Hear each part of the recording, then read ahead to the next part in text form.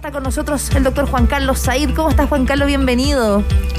Hola, Andrea. Un gusto estar acá, como siempre. Bueno, tenemos harto que conversar, como que justo nos tocó el día con la contingencia y eso me encanta porque hay bastantes dudas al respecto y donde la idea es comenzar con la noticia sobre el pase de movilidad. Después queremos hablar, por supuesto, del aumento de los casos, del retroceso de fase, pero un poquito lo que se ha hablado en general y lo que también vemos en las redes sociales es el tema del pase de movilidad que va a exigir la cuarta dosis desde el 1 de junio y se va a bloquear a quienes lleven 6 meses de rezago. Es decir, si ustedes ven en Me Vacuno, que es la página web del gobierno, ustedes ven y donde el código QR que te piden para el pase de movilidad, tu fecha, ¿no? Y ahí a contar desde esa fecha en adelante tienen que pasar 6 meses para que efectivamente te toque la cuarta dosis. Si no la tienes, se va a inhabilitar tu pase de movilidad y eso claramente te va a impedir entrar a algunos restaurantes, al estadio, a algunos cines, algunas aerolíneas también lo piden para viajar y en general se piden bastantes lugares para entrar. Te quiero preguntar, ¿qué opinas al respecto? Efectivamente, estamos en una situación que no es la que queríamos. Todos ya queríamos dejar la pandemia atrás, pero sabemos que el virus no se va a ir solo porque tengamos ganas de que se vaya. Y efectivamente hemos visto un aumento de los casos que, si bien todavía no ha repercutido en más ingresos de hospitalizados, es algo preocupante, sobre todo porque todavía no hemos llegado al invierno, que sabemos en que más polución, más frío, más estar en ambientes cerrados es algo muy propicio para el contagio por coronavirus. Y al mismo tiempo sabemos que la inmunidad de las vacunas declina con el tiempo, entonces la necesidad de un refuerzo y de potenciar la vacunación se hace clave para no recurrir a medidas que no queremos, como por ejemplo lockdowns o cuarentenas, que evidentemente son cosas que nadie desea llegar. La semana pasada, Juan Carlos, hablábamos de la efectividad, ¿no?, de la tercera y cuarta dosis, de los últimos estudios científicos que hay al respecto.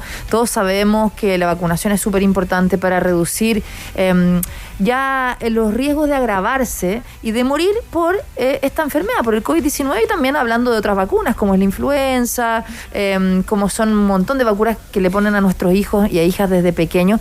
Pero hay mucha gente que dice, ¿por qué si en otros países no exigen una cuarta dosis?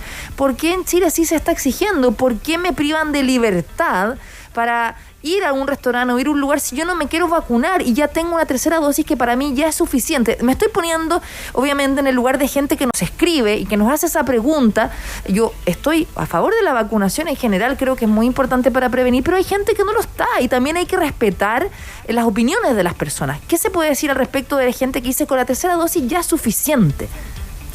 Ahora, acá sabemos que no hay decisiones fáciles, porque por un lado hay que conciliar la libertad, el deseo de que cada persona pueda ser lo más autónoma posible en base a sus decisiones, pero también el hecho de que vivimos en una sociedad y que existe un recurso limitado, que es la atención médica, la atención hospitalaria, y que el número de camas no es infinito, que nuestro país tiene un recurso finito de personal y de camas críticas. Entonces, en ese sentido, lo que se busca es efectivamente buscar intervenciones que logren ser lo menos disruptivas en la sociedad. Ya sabemos que nadie quiere volver a cuarentenas, a lockdowns, pero tampoco nadie quiere ver gente que no pueda ser atendida porque los hospitales están colapsados. Entonces, la intervención más potente que tenemos para evitar cualquiera de esos dos extremos es justamente la vacunación. En ese sentido, sabemos que la tercera dosis es efectiva, que potencia la inmunidad, sobre todo porque la inmunidad va decayendo con el tiempo. Y también recordemos que han aparecido otras variantes. Sabemos que no es la misma la variante original que la que enfrentamos ahora. Y lo que se ha visto es que una cuarta dosis ayuda a potenciar aún más esa inmunidad y a ser como una especie de recordatorio de la inmunidad, reduciendo especialmente en los adultos mayores y en los que tienen las defensas más bajas el riesgo de hospitalización. Entonces se hace clave fomentar esa actualización, por así decirlo, de la inmunidad con miras al comienzo del invierno, para justamente evitar cualquiera de los dos extremos, que es decir, tener que recurrir a medidas que no queremos, como son justamente las cuarentenas, pero también no estar sentados viendo cómo, por ejemplo, los hospitales se colapsan y el personal sanitario que ya está agotado se ve más agotado aún y más en una situación límite producto de un invierno que pudiera ser muy difícil. Juan Carlos, mira, nos llega esta pregunta de Fernando de San Pedro de la Paz y dice, estimada Andrea, dice, aprovechando que está el doctor, pregúntele sobre este estudio en Israel de la cuarta dosis con 1 millón de pacientes. Según este estudio, protege a solo 1/3 de la población vacunada. Si este dato es cierto, mejor dar antivirales, por ejemplo, a quienes se enferman que vacunar al 100% de la población. ¿Qué piensa? Lo habíamos hablado de este estudio la semana pasada. Sí, a ver, efectivamente hay un estudio bien grande que se hizo en Israel que muestra efectivamente la cuarta dosis reduce al menos 3,5 veces el riesgo de fallecer. Ahora, claro, lo que pasa es que ya al tener 3 dosis reduce ese riesgo significativamente.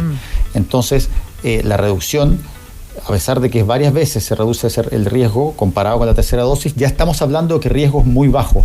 Entonces, puede que en términos absolutos esta reducción no sea tan grande, producto de que ya el riesgo de fallecer con la tercera dosis es bastante bajo. Entonces, por eso ha habido quizá un poco de debate de la utilidad de vacunar a tantas personas con la cuarta dosis. Sin embargo, también hay que reconocer que Chile, por ejemplo, no tiene hoy en día otros recursos que sí están disponibles en otros países, como por ejemplo el uso de nuevos antivirales, que también recordemos que son también caros, y que hoy en día, por ejemplo, no están disponibles masivamente en el sistema público, no están disponibles ni siquiera en general en el país.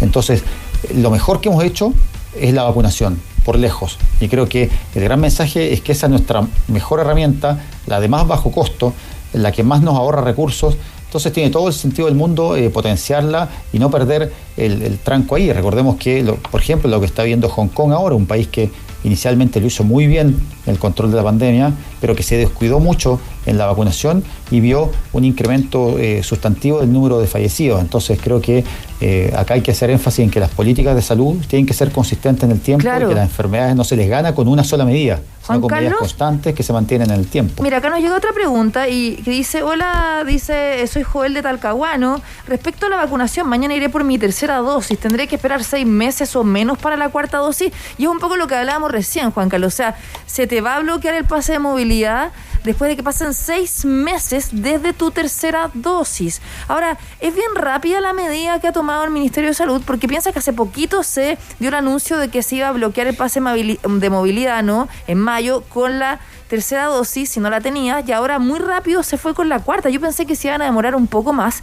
Ahora, hoy día el subsecretario Cristóbal Cuadrado dijo que iban a avisar con 2 semanas de anticipación a las personas antes que se bloquee el pase. ¿Qué le podemos decir a Joel? Efectivamente es así, ¿no? O sea, no es que a todo el mundo se le bloquee el 1 de junio, va a depender del calendario que le toque a cada persona según sus dosis inoculadas. Sí, efectivamente, mira, lo bueno es que la página ahora va a incorporar una advertencia de cuándo te corresponde a cada persona en forma individual vacunarse. Eso es bueno, es una aplicación o algo que se incorporó ahora. Entonces ustedes se meten, digamos, a la página web de pase de movilidad, pueden ver las vacunas que tienen y cuándo les va a tocar vacunarse. Entonces eso es algo muy importante que corresponde, digamos, a un recordatorio individual. Y yo creo que, claro, efectivamente, este aumento de casos, la autoridad se ve forzada a decir, bueno, ¿qué hacemos? Es decir, se viene el invierno, están aumentando los casos y ni siquiera estamos en el invierno. Entonces, evidentemente, no hay decisiones fáciles, pero hay una necesidad de acelerar el proceso de vacunación y evitar una situación que a nadie le gustaría, que es que este invierno vuelva a haber un invierno muy complicado. Y ojo, que ya no solo se trata de evitar el COVID. Hoy en día ya tenemos que simplemente hacer todo lo posible por evitar las hospitalizaciones para poder atender a otros pacientes. O sea, nosotros tenemos unas listas de espera gigantes que se han postergado en diferentes. Es que hay doble pandemia al final, no solamente hay una doble pandemia, no solo por el COVID, sino que también por un montón de patologías que se acrecentaron por la consulta tardía, porque la gente dejó de consultar por la pandemia, por miedo a contagiarse, etcétera. Así que es muy importante lo que tú dices. Ahora quiero pasar al otro tema para aprovechar, porque se nos pasa el tiempo muy rápido. Hoy día también el Ministerio de Salud anunció en el plan paso a paso, digo, que toda la región metropolitana y otras 43 comunas retroceden a fase de medio impacto sanitario. Esto va a ser a partir de este jueves 12 de mayo a las 5 de la mañana y esto es interesante porque finalmente tiene que ver con la circulación viral, con la capacidad de respuesta del sistema de salud, como tú decías, con la vacunación contra el COVID-19, y acá retroceden Copiapó, Caldera, Tierra Amarilla, Vallenar, Alto del Carmen, Freirina, Huasco, San Felipe, bueno, un montón, no las voy a decir todas, porque hay muchísimas, son 43, pero bueno, las pueden ver en la página web del MinSal, y ahí es interesante entender cómo funciona, ¿no? Nuevamente, para quienes a lo mejor lo han olvidado, es qué significa esta nueva fase. Y ahí, no sé si tú lo quieres explicar, pero la fase media principalmente tiene que ver con los aforos, más que el tema de las restricciones, porque igual vamos a seguir usando mascarilla en los lugares cerrados, y si en el lugar abierto, público, la tienes que usar, a no ser que ya estés a más de 1 metro de distancia con otra persona. Claro, aquí efectivamente lo que más cambia es que al pasar a fase amarilla se establecen restricciones de aforo. Eso es como lo más crucial. Se mantiene el tema de la mascarilla siempre en espacios cerrados y en espacios abiertos donde no se pueda mantener la distancia. Es decir, si estoy en un espacio abierto y se puede mantener la distancia, no es necesario usar la mascarilla. Pero si estoy en un espacio abierto donde hay una gran aglomeración, ahí es necesario el uso de la mascarilla. Entonces el cambio fundamental tiene que ver por que vuelven las restricciones de aforo y al mismo tiempo las limitaciones para eventos masivos, que son hasta 10.000 personas. Ese es como el gran cambio de la fase amarilla. Es un estadio, es un concierto, pero al final es un poco lo mismo ahora, ¿sí? Lo único que cambia es el aforo, como tú dices. Mira, acá hay una pregunta que es bien interesante. Dice, hola, mi cuarta dosis se me vence en julio y viajo en agosto. ¿Qué me pasará? ¿Me van a inhabilitar el pase siendo que no hay anuncio de una quinta dosis? Eso es interesante porque, claro, hasta ahora solo hay una cuarta dosis. Claramente no se le va a inhabilitar a esta persona porque va a seguir ahí vigente hasta que se obligue a inocularse con una quinta dosis. ¿Qué se sabe al respecto de eso, Juan Carlos? A ver, yo creo que aquí lo que va a haber en el futuro probablemente va a ser una vacunación anual todos los inviernos. Ese es hacia donde vamos. Que es lo mismo que sucede con la influenza. Uno dice, mira, ¿qué pasa si yo me vacuné el año pasado con la influenza? Bueno, no estoy inmune para la enfermedad este año, porque el virus de influenza cambia, circula un nuevo virus y la vacuna no es efectiva la vacuna del año pasado no es efectiva para el virus de este año. Un poco lo mismo sucede con el COVID, que ojalá tuviéramos vacunas que nos pudieran, por ejemplo, inmunizar una sola vez y nos pudieran inmunizar para distintas variantes en forma permanente. Y creo que la ciencia nos ha sorprendido mucho en que cada día se están produciendo vacunas más rápido, vacunas que incorporan más de una variante. Y yo creo que la ciencia nos va a deparar muchas alegrías o muchos desarrollos sorprendentes en el futuro en términos de vacunas. Pero hoy en día, desgraciadamente, la realidad es esa, que la inmunidad generada por la vacuna no es infinita, que aparecen nuevas variantes y que entonces en ese sentido es clave poder reforzar la inmunidad y que muy probablemente eso lo vamos a tener que hacer año a año del mismo modo que lo hacemos con la influenza con mucho éxito. Dicho sea de paso, somos uno de los países de la OECD que tenemos el mayor porcentaje de vacunados anuales por influenza todos los años, mayores de 60. Sigue la campaña, así que hay que ir a vacunarse. Yo me vacuné de forma particular sin ser grupo de riesgo. La última pregunta, mira, el grupo epidemiológico matemático de la Universidad de Chile hizo una proyección y como ya hemos visto, los casos de los próximos 7 días pueden aumentar en una razón de un 24%, advierten. De hecho, la región metropolitana registró un aumento de 32% en los casos activos semanales de coronavirus luego de 3 meses de baja. Y esto siempre, bueno, se ha mostrado que comienza en el sector oriente de la región metropolitana y así está pasando de nuevo.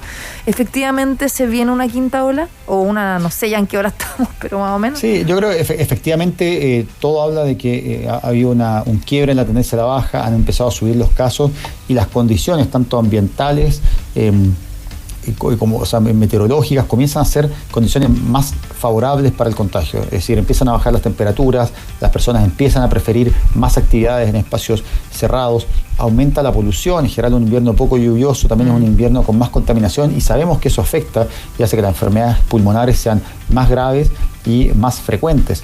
Entonces es una mala combinación y de ahí yo creo que el sentido de alarma del gobierno de implementar estas medidas más rápidamente, dar una señal precoz de que efectivamente la situación va empeorando, porque sabemos que las medidas de salud pública tienen que implementarse cuando todavía no se percibe el daño. Es decir, claro, si yo actúo cuando ya han aumentado mucho los hospitalizados, ya estoy actuando tarde. La idea es poder intervenir en forma precoz para que ojalá pasemos un invierno tranquilo y un invierno en donde no haya que postergar, por ejemplo, decenas de atenciones GES, cirugías ambulatorias y que el sistema de salud pueda ponerse rápidamente al día. Y ojo también que el personal de salud no colapse, porque la verdad hay un tremendo burnout. Sí, están todos súper estresados, deprimidos, complicado. Te quiero agradecer, Juan Carlos Said, el doctor, nuestro buen doctor, por esta esta información clave. Te mando un abrazo grande y nos reencontramos la próxima semana. Cuídate. Nos vemos la próxima semana, un gusto. Chao. Chao, chao.